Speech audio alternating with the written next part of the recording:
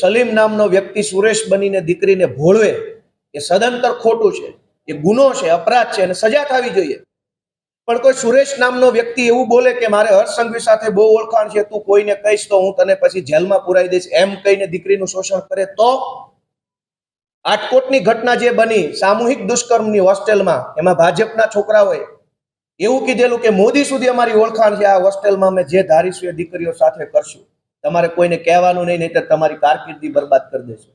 તો સલીમ સુરેશ બનીને ગુનો કરે એ પણ ગુનો છે, અને સુરેશ હર્ષ સંઘવી સાથે ફોટો પડાવી અને દીકરીઓનું શોષણ કરે એ પણ ખોટું છે, અને બંને વસ્તુ કાયદામાં આવે એવું ધારાસભ્ય તરીકે મારું સૂચન છે। કોઈને એવો અધિકાર ન હોવો જોઈએ કે રાજનીતિનો પ્રભાવ ઉભો કરી મોટા મોટા નેતાઓ સાથેના ફોટા બતાવી, મોટા મોટા નેતાઓ કે અધિકારી સાથેના સંબંધો બતાવી અને દીકરીઓનું શોષણ કરે, દીકરીઓને છેતરે અથવા દીકરીઓને લાલચ આપે, એવો અધિકાર પણ કોઈ સુરેશને ન હોવો જોઈએ અને સલીમને ન હોવો જોઈએ।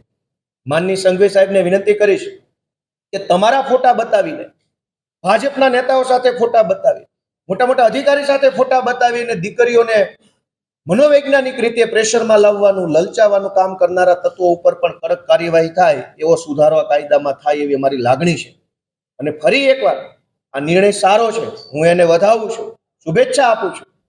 નિર્ણય બે રીતે સારો છે। એક કે સમાજની માંગણી સરકારે સ્વીકારવી પડી એ સારી બાબત છે, સમાજને શુભેચ્છા આપું છું, એસપીજીને શુભેચ્છા આપું છું, આગેવાનોને શુભેચ્છા આપું છું। અને સરકારે કાયદો સુધારતા પહેલા સૂચન માંગ્યા એ સારી બાબત છે, એને પણ હું શુભેચ્છા આપું છું, અને અમારા સૂચનો ધારાસભ્યના લેવામાં આવે એવી લાગણી વ્યક્ત કરું છું।